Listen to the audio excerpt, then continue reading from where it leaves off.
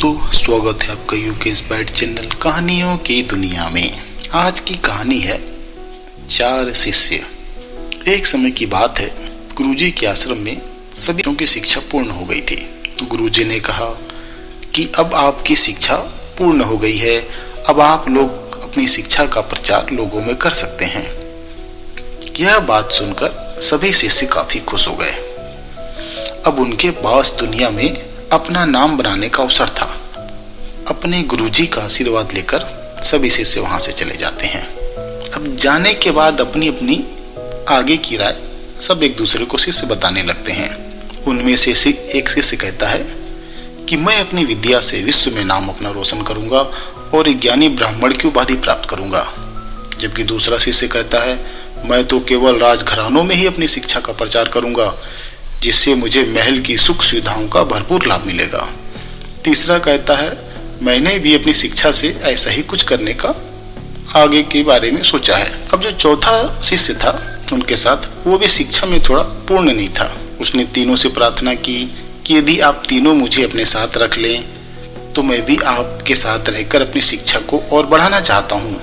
लेकिन तीनों जो अहंकारी शिष्य थे उसे अपने साथ रखने के लिए साफ इनकार कर दिया और कहने लगे, तुम हमारे साथ रहने लायक नहीं हो, तुम्हें अभी कुछ नहीं आता है। तब चौथे शिष्य ने हाथ जोड़कर प्रार्थना की कि आप मुझे अपने साथ रखिए, आप मुझे भले अपने साथ मत रखो, किंतु एक नौकर के रूप में तो अपने साथ रख सकते हो। रखने को तैयार हो जाते हैं। अब वो चारों जो शिष्य चलते चलते एक जंगल में पहुंचे।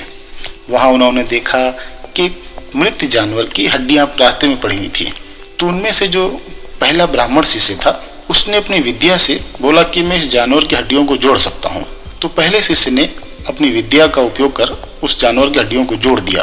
तो दूसरा शिष्य भी कहाँ पीछे रहने वाला था, उसने भी कहा कि मैं इन हड्डियों में मांस और चमड़ी भर देता हूँ। तीसरा अहंकारी भी शिष्य बोला, ये भी भला कोई विद्या है, अब मैं तुम्हें दिखाता हूँ कि मैं तो इसमें जान भर सकता हूँ।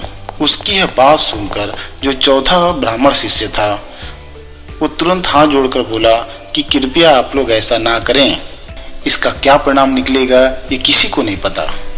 तो तीनों जो शिष्य थे उसके इस कथन पर बड़ा गुस्सा आया।